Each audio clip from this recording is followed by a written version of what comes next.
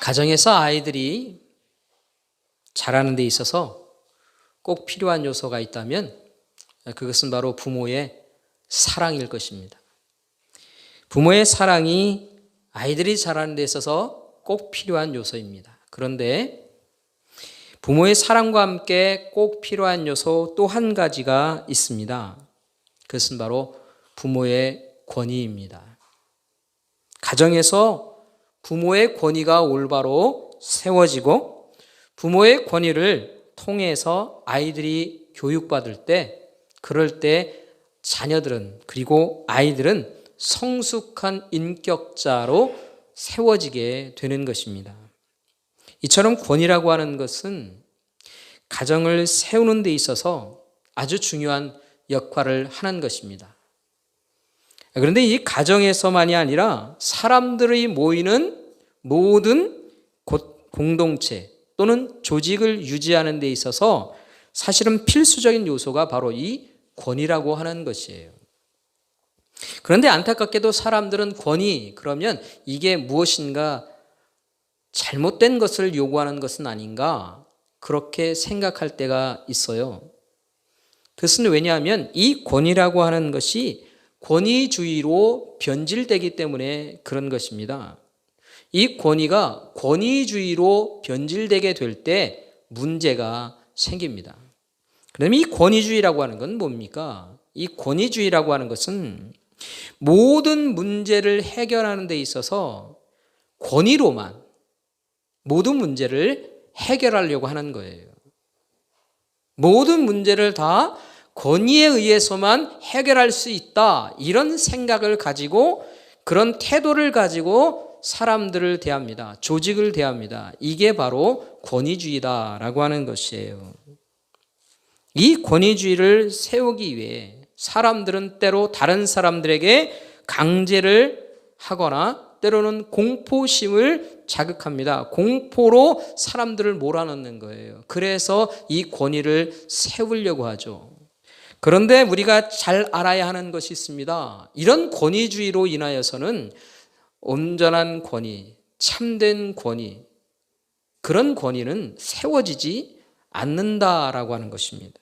여러분, 진정한 권위라고 하는 것, 참된 권위라고 하는 것은요, 강제성에 의해서 세워지는 게 아니에요. 사람들의 자발성에 의해서 권위는 세워질 때 그것이 참된 권위가 되는 것입니다. 사람들이 마음으로부터 존경합니다. 사람들이 스스로 따르고자 합니다. 그 권위에 순종하고자 합니다. 그게 바로 참된 권위가 되는 거예요. 강제로 인하여서 권위를 세우고 그 권위로 인하여서 모든 문제를 해결하려고 할 때 이 권위주의는요, 사실은 온전한 권위가 될 수가 없다 하는 것입니다. 여러분, 예수님 당시에 이 권위적인 태도를 가지고 있었던 사람들이 있었어요. 그 사람들이 누군가? 바로 종교 지도자들이었습니다. 그들은 스스로 권위를 세우는데 온 마음을 썼던 사람들이에요. 이 권위주의로 똘똘 뭉쳐 있습니다. 이 권위로 사람들을 통치해야 된다, 다스려야 한다, 이런 생각을 가지고 있었어요. 그래서 자신들이 가지고 있는 이 권위에 대해서 도전하는 일들을 그들은 결코 용납하지 않으려고 했습니다. 그런데요, 그들의 그 권위를 흔들고 그들의 권위를 도전하는 사람이 있었어요. 그게 누군가? 바로 예수님이다 하는 것이. 예수님이 이 사람들의 권위에 도전하고 흔들고 있었다는 것이. 여러분, 예수님께서 복음의 사역을 시작하셨을 때에 계속 그 이후로 이 종교 지도자들과 예수님이 부딪히고 갈등하는 일들을 계속 일으키게 됩니다. 왜 그랬습니까? 예수님이 그들에게 가르쳤던, 사람들에게 가르쳤던 이 가르침이라고 하는 것은 그들의 가르침과 다른 가르침이었기 때문에 그런 거예요. 예수님의 사역이 계속해서 진행될수록 그 갈등의 골은 점점 깊어집니다. 이제 예수님께서 사역의 마지막을 향하는 누가복음 19장의 이야기를 우리가 보게 됩니다. 그곳에 보면 예수님께서 나귀를 타시고 예루살렘으로 입성하셔요. 근데 수많은 사람들이 예수님을 따릅니다. 근데 그 예수님을 따르면서 사람들이 호산나 찬양을 부릅니다. 예수님이 구원자시다, 예수님이 메시아시다 라고 하는 것을 그들이 고백하는 거예요. 이건 그 당시 종교 지도자들이 절대로 해서는 안 되는 일, 하고 싶지 않은 일, 인정하고 싶지 않은 일이었어요. 근데 수많은 사람들이 그렇게 하고 있다는 것이에요. 그런데요, 여기서 끝나지 않았습니다. 예수님께서 예루살렘에 입성하신 후에 더 심각한 일들이 일어나게 되었어요. 우리가 20장을 읽고 있지만 그 앞에 있는 19장 45절부터 48절의 말씀에 보면 이런 말씀이 기록되어 있어요. 제가 한번 읽어보겠습니다. 19장 45절입니다. 성전에 들어가서 장사하는 자들을 내쫓으시며 그들에게 이르시되 기록된 바 내 집은 기도하는 집이 되리라 하였거늘 너희는 강도의 소굴을 만들었도다 하시니라. 예수께서 날마다 성전에서 가르치시니 제사장들, 대제사장들과 서기관들과 백성의 지도자들이 그를 죽이려고 꾀하되 백성이 다 그에게 귀를 기울여 들으므로 어찌할 방도를 찾지 못하였더라. 우리가 참 잘 알고 있는 이야기입니다. 이스라엘 백성들이 하나님 앞에 제사하는 일들을 행합니다. 이 제사하기 위해 성전에 나올 때 그때의 제물들을 가지고 나오게 되죠. 하나님께 드릴 제사 때 드리는 제물을 자기가 직접 가지고 나오는 거예요. 때로 먼 곳으로부터 이 성전을 찾아 나오는 사람들도 있습니다. 대부분이 사실 그런 거죠. 근데 가져온 제물들이 먼 길을 떠나서 오면서 사실은 온전하지 못한 그런 경우가 때때로 발생하기도 합니다. 처음에는 온전한 제물, 제일 좋은 짐승을 택해서 제물로 드리기 위해 가져오지만 먼 길을 오면서 이 짐승들이 탈이 나기도 하고 여러 가지 어려움들이 있는 거죠. 때로는 가까운 곳에서 가져오는 제물들도 있을 것입니다. 그런데 하나같이 이 제물들을 향해서 이 성전을 제사를 드리는 이 제사장들 또는 이 레위인들이 그걸 아주 까다롭게 이 제물들을 보는 거예요. 뭐가 문제가 있는지 아주 살핍니다. 그런데요, 아주 심할 정도로 살피죠. 왜 그럴까요? 이게 뭐가 흠이 있다, 흠 잡아내기 위해서. 흠 잡아내면 흠 있는 제물을 못 드립니다. 그러면 성전에 가까이 있는 시장이 있어요. 그 시장 가서 제물을 다시 사오라는 겁니다. 여러분, 사람들이 드리는 제물 중에서 형편이 아주 안 좋은 사람들이 있어요. 그런 사람들을 뭘 드리냐? 비둘기를 드립니다. 그런데 그 비둘기조차도 아주 꼼꼼하고 세심하게 살피면서 뭐가 잘못됐다 트집을 잡는 거예요. 이 비둘기까지도 트집을 잡아서 다시 시장에서 사오게 하는 것이죠. 또 성전에 들어와서 사람들이 나갈 때 들어갈 때 나갈 때 이 성전세라고 하는 것을 냅니다. 그런데 이 성전세는 그냥 그 사람들이 쓰는 동전을 내는 게 아니라 세겔이라고 하는 특별한 동전을 내도록 되어 있었어요. 그러면 자기가 쓰고 있는 이 동전과 세겔이라고 하는 동전을 바꿔야 됩니다. 그런데 어떻게 바꿉니까? 이 세겔이라고 하는 동전을 아주 비싸게 받는 거예요. 여러분, 이 모든 일들이 결국 무엇과 연관되어 있는 것입니까? 돈과 연관되어 있는 거예요. 이 종교 지도자들은 이 성전 제사 제도를 운영하면서 더 많은 돈을 사람들로부터 받아내기 위해서 혈안이 되는 것이죠. 그래서 그 돈을 자신들이 주머니를 채우는 것입니다. 장사하는 사람들과도 결탁하고 성전세를 바꾸는 건 당연히, 그래서 돈들을 자신들의 주머니에 채우며 더 많은 이익을 얻기 위해 애쓰는 겁니다. 그래서 이 성전에 장사하는 사람들을 풀어놓고 그렇게 행하는 거예요. 예수님은 이런 죄악을 아셨기 때문에 지금 현재 성전을 강도의 소굴로 만들었다, 그렇게 예수님이 말씀하셨다는 것이에요. 그런데 여기에 더해서 오늘 본문 말씀을 또 살펴보면 예수님께서 이 성전에서 백성들을 가르치기까지 하십니다. 복음을 전하십니다. 종교 지도자들이 볼 때는요, 아니 성전에서 가르치는 일은 자신들의 일입니다. 근데 예수님이 왜 하느냐는 거예요. 예수님이 자신들의 일을 빼앗았다 이렇게 생각하는 겁니다. 그래서 예수님께 오늘 질문하는 겁니다. 도대체 당신이 누구로부터 어떤 권위를 받아서 이런 일들을 하고 있느냐는 것이, 지금까지 해오는 모든 일들을 다 종합하면서 얘기하는 것이죠. 한두 가지가 아닌, 도대체 당신은 누구로부터 권위를 받아서 이런 일을 행하느냐 하는 것입니다. 여러분, 이 사람들이 왜 예수님께 이런 질문을 합니까? 그냥 이런 거예요. 나는 벌써 권위를 인정받은 사람들이다.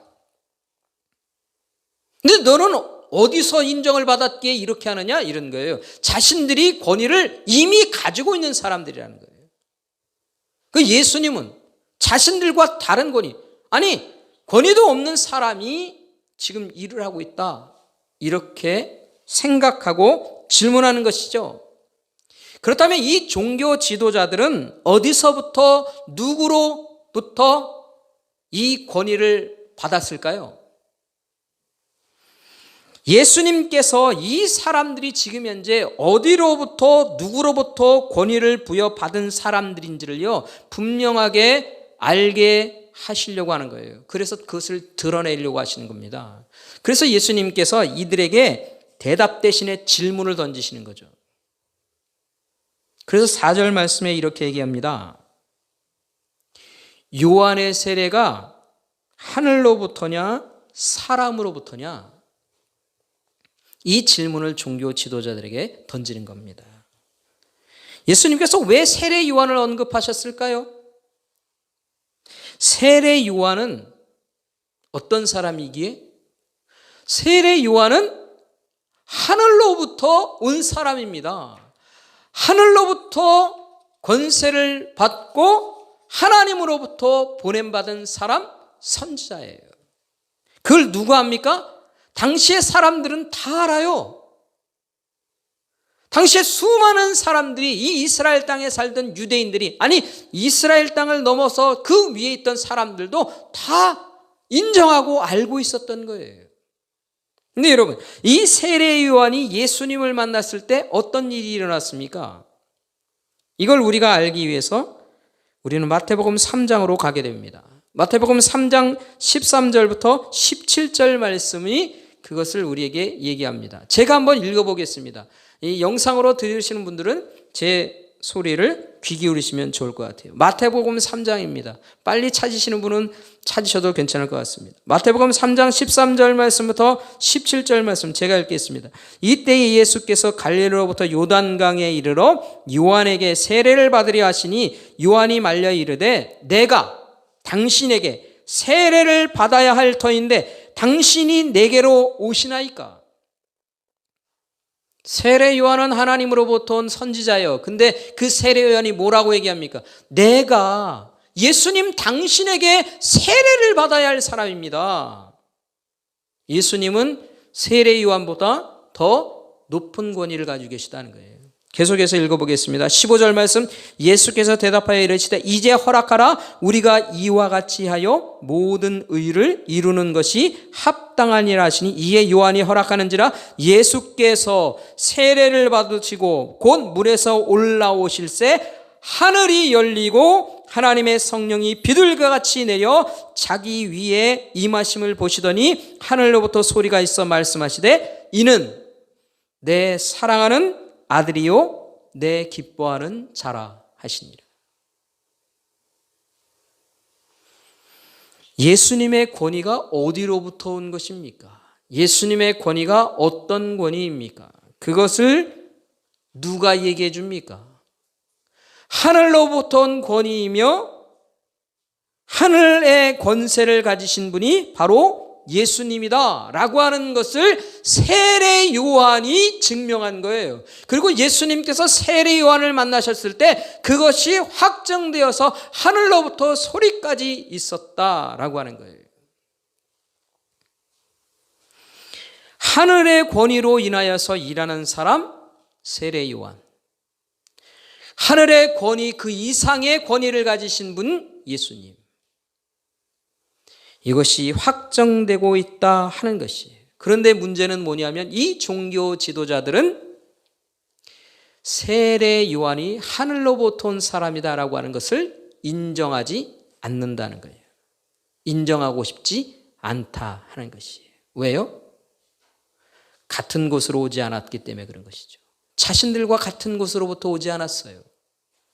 자신들이 받은 권위와 다른 권위로부터 온 사람이라 생각하기 때문입니다. 그래서 세례 요한의 권위를 인정하지 않습니다. 뿐만 아니라 그 세례 요한을 통해서 나타난 예수님의 권위도 인정하지 않습니다.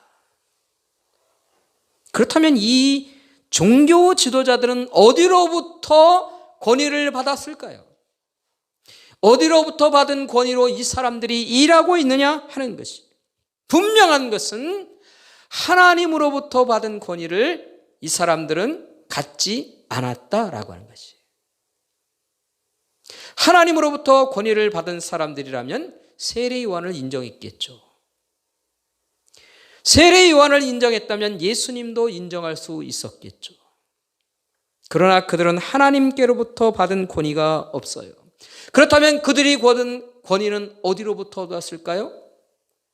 바로 이 땅을 다스리고 있는 로마 정부로부터 자신들이 권위를 인정받았어요.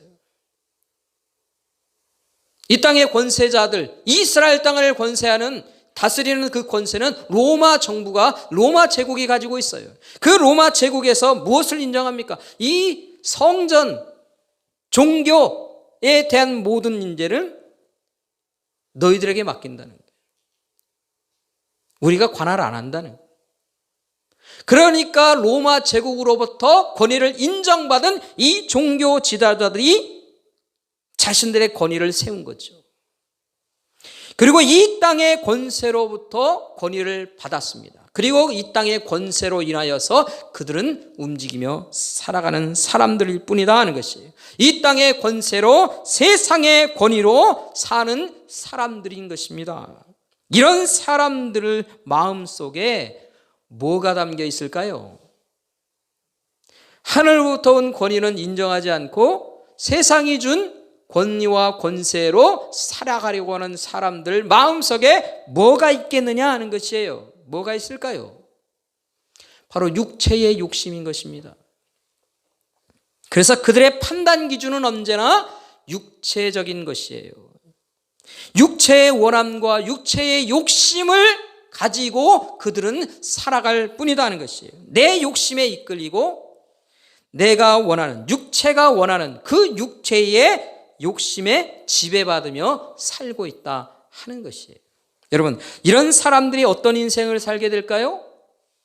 이런 사람들이 어떤 인생을 사는 것인가 하는 것을 갈라디아서 5장에서 설명해 주고 있어요. 사도 바울은 이렇게 말합니다. 갈라디아서 5장입니다. 19절부터 21절의 말씀입니다. 제가 한번 읽어보겠습니다. 갈라디아서 5장 19절부터 21절의 말씀. 육체의 일은 분명하니 곧 음행과 더러운 것과 호색과 우상숭배와 주술과 원수 맺는 것과 분쟁과 시기와 분냄과 당짓는 것과 분열함과 이단과 투기와 술취함과 방탕함과 또 그와 같은 것들이라 전에 너희에게 경계한 것과 같이 경계하노니 이런 일을 행하는 자들은 하나님의 나라를 유업으로 받을 수 없느니라. 결국 이들이요, 이 종교자들이 세상의 권세, 육체의 욕심에 이끌려 저지른 죄악이 뭡니까? 하나님의 성전을 강도의 소굴로 만든다는 거예요. 왜 그렇습니까? 돈 때문이라고요? 이 돈이 이끄는 것이 무엇입니까? 육체의 욕심입니다. 육체의 편안함이에요. 육체의 즐거움이에요. 여러분, 돈을 더 많이 갖고 싶은 이유가 뭐예요? 내 육체가 편한 거예요. 내 육체가 즐거운 거예요.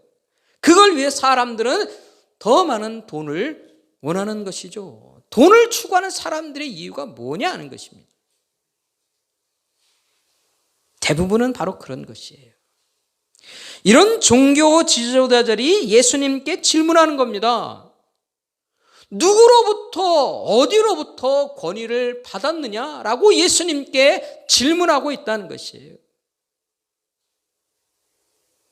이 엉뚱하고 어리석은 질문, 그 질문을 예수님이 받고 얼마나 허탈하셨겠느냐 하는 것이에요. 사랑하는 성도 여러분, 오늘 우리를 생각해 보게 됩니다. 예수님은 누구로부터 어떤 권위를 받고 일하셨을까요? 말씀하셨을까요? 복음을 전해주셨을까요? 하나님 우리 아버지로부터 받으신 하늘의 권세로 일하신 분이십니다. 하늘의 권위로 생명의 복음과 진리의 말씀을 가르쳐 주신 분이 바로 우리 주 예수 그리스도다 하는 것입니다. 그렇다면 우리는 이 질문에 대해 다시 우리는 생각해야 합니다. 나는 누구의 권위를 따라 살아가고 있을까? 어디로부터 온 권위를 따라 살고 있는 인생을 사느냐 하는 것이에요. 누구의 가르침을 따라 살아가야 하는가라고 하는 것입니다. 오직 하늘의 권세를 가지신 우리 주 예수 그리스도의 가르침 앞에 우리가 살아야 할 줄 믿습니다. 오직 예수 그리스도만을 붙들고 살기로 다짐하는 우리가 되어야 한다 하는 것입니다. 다른 것은 없습니다. 오직 예수 그리스도만 붙들고 우리는 살아야 하는 것입니다. 왜 그렇습니까? 그 예수님이 하늘의 권세와 권위를 가지고 이 땅에 오셨고 우리에게 가르치셨고 우리에게 말씀하셨고 우리에게 생명을 주셨기 때문입니다. 그런데 때때로 문제는 뭡니까? 우리가 세상의 권위에 흔들린다는 거예요. 세상이 주는 이 땅의 권세와 육체의 욕심이라고 하는 이것을 따라 살려는 유혹들이 우리에게 찾아온다는 것이에요. 그래서 우리의 인생을 흔드는 것입니다. 여러분, 우리의 믿음의 사람들이 왜 삶이 복잡합니까? 왜 믿음의 사람들이 믿음이 흔들리고 어려운 일들을 경험합니까? 하늘의 권세가 아닌 이 땅의 권세로 인하여서 우리가 유혹받기 때문에 그런 거예요. 우리의 믿음이 흔들리기 때문이다 하는 것이. 우리가 이런 유혹에 흔들리며 살 때 우리는 이 땅의 권세에 끌려다니는 인생을 살게 되는 거예요. 예수님 당시에 성전을 강도의 소굴로 만들었던 그 종교 지도자들의 삶으로 우리가 살아가게 되는 것이다 하는 것입니다. 그래서 우리가 가야 할 길을 분명하게 정해야 합니다. 우리는 어떤 권위에 순종하며 살아야 할까? 우리를 이끄시는 그 하늘의 권세를 가지신 예수 그리스도만을 따라 살기로 우리는 또다시 다짐하며 이 땅을 살아가야 합니다. 그것이 바로 우리가 하늘의 권세를 따라 사는 삶이 되는 것이에요. 예수 그리스도의 말씀을 우리가 좀 더 깊이 묵상해야 할 이유가 여기에 있습니다.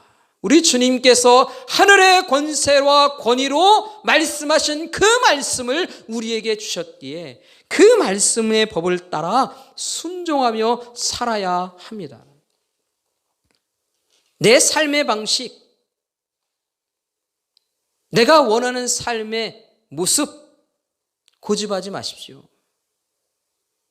그것이 하나님께로부터 온 말씀의 법과 다른 길이라고 하면 그것은 세상의 헛된 권세를 따라 내가 고집하고 사는 것과 같은 거예요. 그 고집들을 하나님의 말씀의 법으로 바꿔가야 합니다. 그게 우리가 살아가야 할 길인 것입니다. 예수 그리스도를 인하여서 우리가 살겠다 다짐할 때 예수 그리스도께서는 지금 우리와 함께하고 계시지만 물론 하나님의 보좌의 우편에 앉아 계시기도 하시죠. 그 주님께서 우리에게 보내어 주신 우리를 도우시는 영, 하나님의 거룩한 영 성령께서 우리와 함께 하십니다. 그 하나님의 영 성령의 인도하심을 따라 우리가 살 것을 다짐하며 살아야 합니다. 성령께서 내게 말씀하시는 그 성령의 서욕을 쫓아 내가 살기로 다짐해야 한다 하는 것입니다. 사랑하는 성도 여러분, 이 삶을 우리가 살기로 다시 한번 다짐할 수 있기를 간절히 소원합니다. 갈라디아서 5장 16절 말씀에는 계속해서 이 성령을 따라 사는 삶에 대해서 우리에게 말합니다. 16절 말씀, 갈라디아서 5장 16절 말씀입니다. 내가 이르노니 너희는 성령을 따라 행하라. 그리하면 육체의 욕심을 이루지 아니하리라. 22절부터 24절의 말씀은 이렇습니다. 오직 성령의 열매는 사랑과 희락과 화평과 오래 참음과 자비와 양선과 충성과 온유와 절제니 이 같은 것을 금지할 법이 없느니라. 그리스도 예수의 사람들은 육체와 함께 그 정욕과 탐심을 십자가에 못 박았느니라. 사랑하는 성도 여러분, 오늘 우리가 성령을 따라 살기로 다짐하며 이 육체의 소욕을 이기며 그렇게 하나님 앞에 살아가는 우리가 될 수 있기를 간절히 소원합니다. 늘 성령께 묻는 우리의 영혼이 되길 바랍니다. 내가 어디로 가야 할지, 무엇을 해야 될지, 어떻게 해야 될지를 늘 알길 원할 때 성령께 물으시기 바랍니다. 성령의 인도하심을 따라서 그 말씀에 순종하며 사시기 바랍니다. 그 길이 바로 하늘의 권세를 따라 사는 길인 거예요. 헛된 육체의 욕심과 이 땅의 권세에 흔들리거나 물들어 그것으로 인하여서 멸망의 길을 가지 않는 우리 믿음의 식구들 되기를 간절히 소원합니다. 그래서 우리 새순의 모든 가족들이 오직 하늘의 권위를 따라 우리에게 말씀하신 우리 주 예수 그리스도와 우리 주 예수 그리스도의 영 성령을 따라 사는 그런 복된 인생들을 사는 저와 여러분, 우리 모든 믿음의 식구들 되기를 우리 주님의 이름으로 간절히 축원합니다. 기도하겠습니다.